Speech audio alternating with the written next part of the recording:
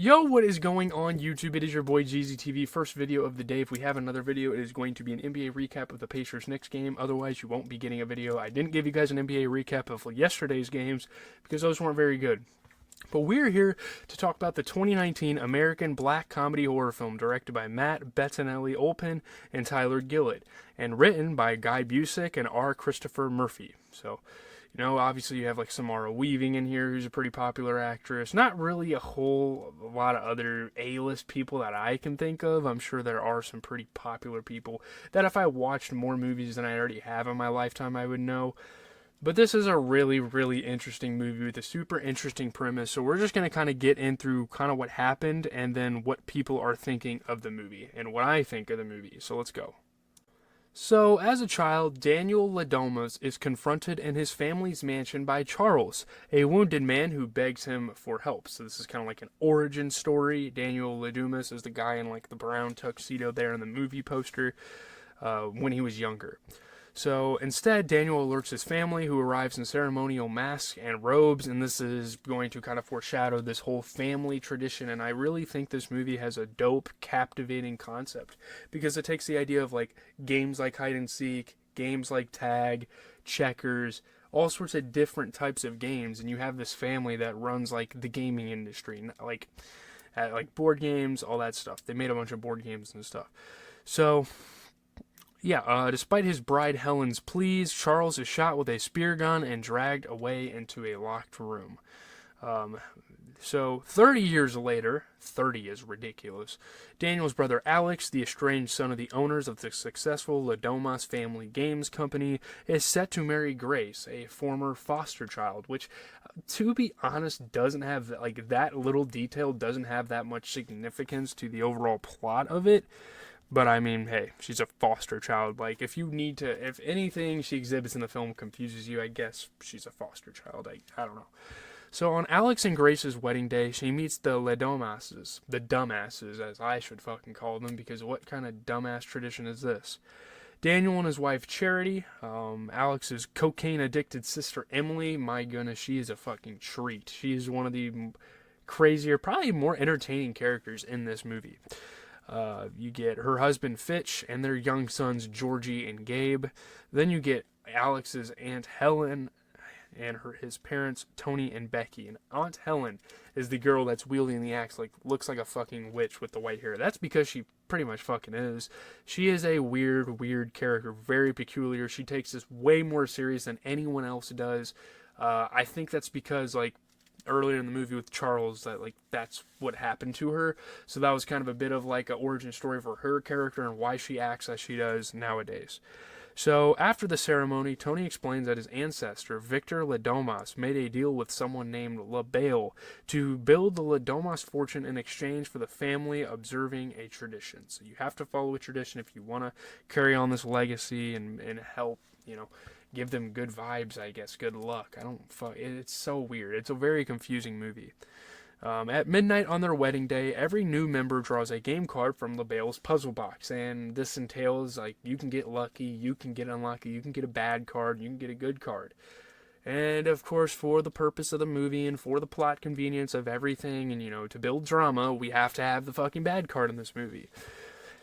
So it's the puzzle box. So Grace draws hide and seek, which is one of the worst ones you could possibly fucking draw because you have to hide for yourself. It's not just a bunch of games. You literally just have to hide for yourself and make sure these people don't find you or else they're going to kill you. And obviously, until a little bit in the movie, Grace didn't really know the extent, the degree to which this family and their seriousness and their severeness of the tradition.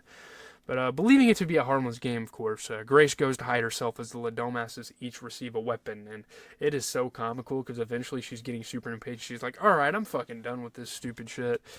So, so they get a weapon because they're going to hunt her. This is hunt, hide, and hunt, pretty much, is what this is fucking called. Their own sick, twisted, traditional, demonic, satanic version of it. So Alex finds Grace, who witnesses Emily accidentally kill a maid whom she mistakes for Grace. And this is the surreal moment for her. Holy shit, these people are going to fucking kill me. And that's their goal. So, yeah, Alex reveals that his family is cursed. If the new member draws the hide-and-seek card, the rest of the family has to find and ritually sacrifice them before dawn, or they die instead. So this is the one fucking bad card of the bunch, which, again, plot convenience. It has to kind of work out for the movie, right?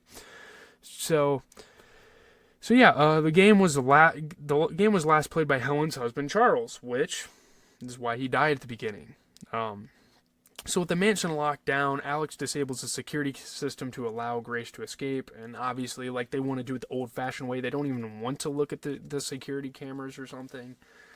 Yeah. So they want to, like, uphold, like, the tradition of the family. So she is discovered by Daniel, who is disillusioned with his family, and gives her a head start before alerting the others. He doesn't want to be the one. He doesn't want to be the asshole that's going to kill her, because at the end of the day, this is his sister-in-law. So, yeah. So, in the chaos, Emily accidentally kills another maid, which is fucking hilarious. She keeps accidentally killing people, and obviously she's, like, coked out. She's super disoriented, so she's, like, looking at her parents like, oh my god, I'm sorry. Did I fuck up? It's hilarious. Like, it really is. But Grace's escape is blocked by the family butler, Stevens, who isn't really that involved into the film up until this point. We just kind of see appearances from him. She, in turn, splatters the hot tea he was preparing on his face and runs away. Of course, like the good old cliche, oh, let's distract him so we can run away. So, Alex is restrained by Daniel and Tony after he attacks the latter.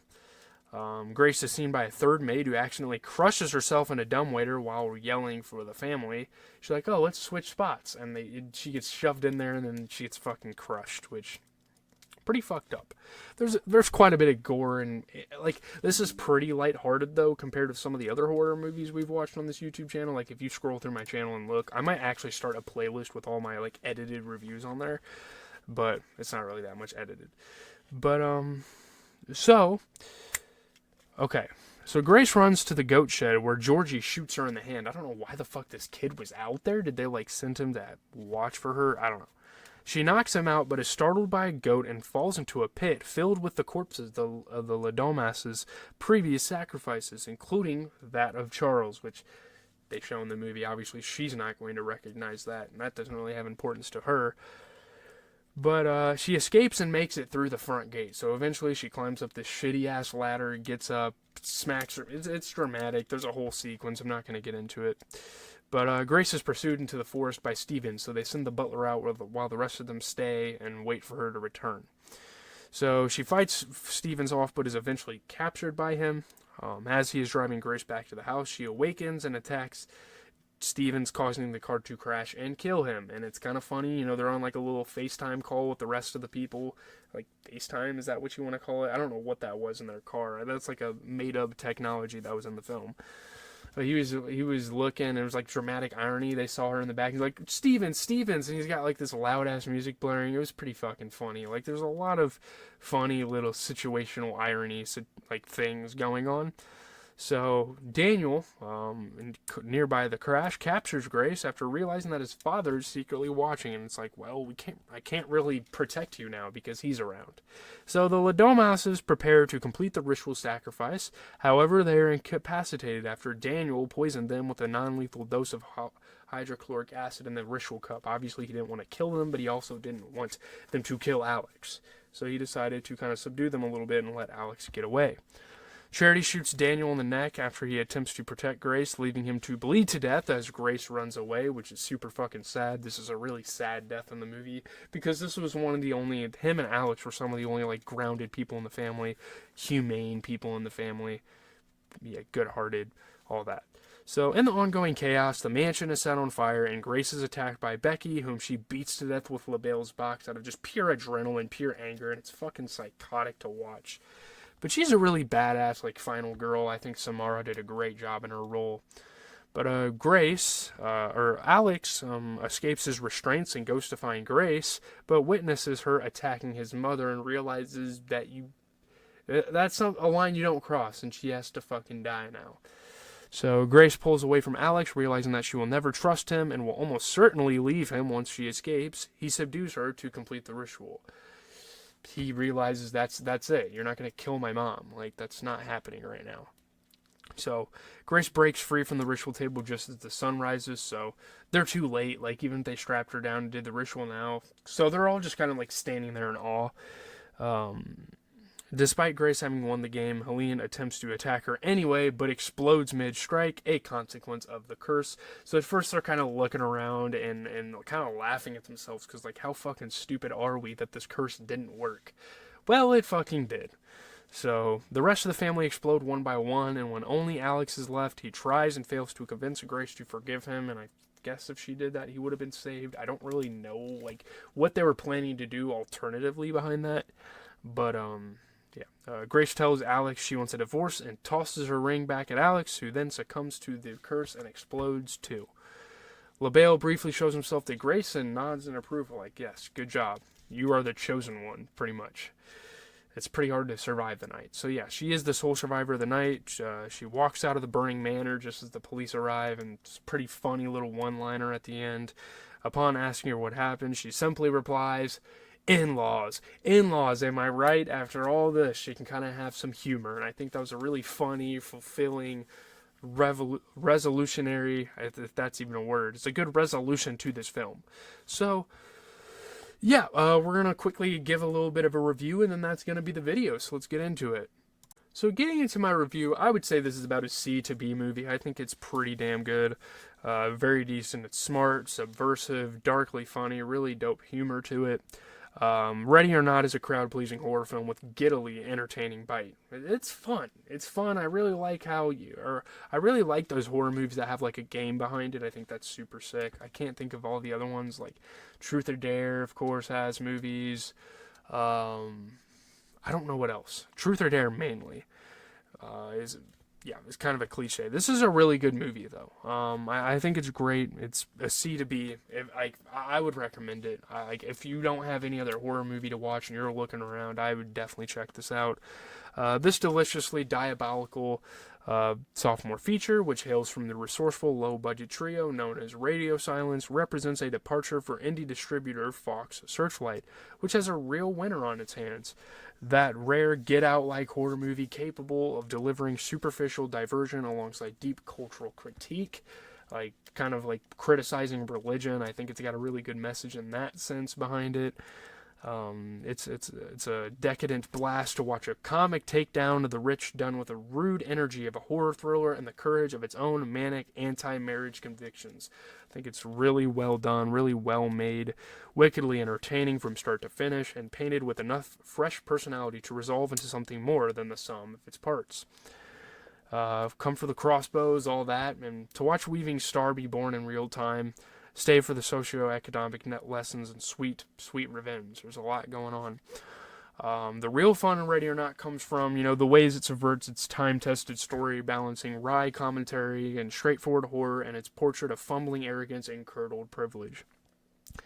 The acting is really good. The directing is striking, quite intense to this thing. The screenplay is brilliant and funny.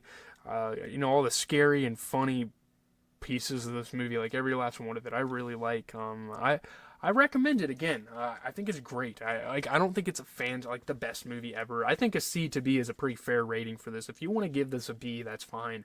I think it's actually a lot of fun, really entertaining. I wasn't really bored watching it, so there's that. Kind of take that with a grain of salt, if you will.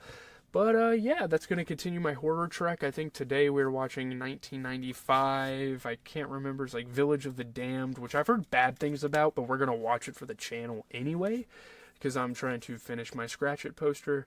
I'm also going to think about watching like Roadhouse, maybe try to get into other genres of movies. So if you guys have movie recommendations ever, even if it's not horror, just give me them, because I will put you at the top of my list and make it a priority to watch movies.